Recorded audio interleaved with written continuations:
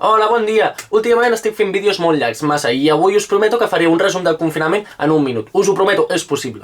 First of all, què ens ha portat fins aquí? Primer de tot, què ens ha portat... Primer de tot, la subestimació dels mitjans científics, la globalització, el constant moviment de les persones, la relativització dels problemes aliens i la mala gestió dels recursos. Què està passant? Hi ha problemes de deslocalització de la producció, hi ha una aturada de l'economia i del transport i, conseqüentment, una baixada de contaminació. Hi ha una saturació del sistema sanitari, tot i que ara menys, una xarxa de col·lectivisme, un augment del teletreball i de l'educació online, acomiadaments generals, malestar anímic i un rèdit polític. I res d'això estava preparat. Què passarà?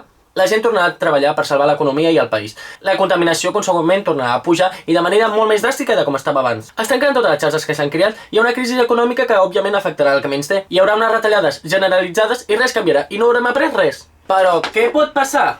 Detallarem per en sanitat i educació. Primer de tot defensarem els nostres drets. Buscarem un model de consum responsable i... És que és molt difícil això, joder.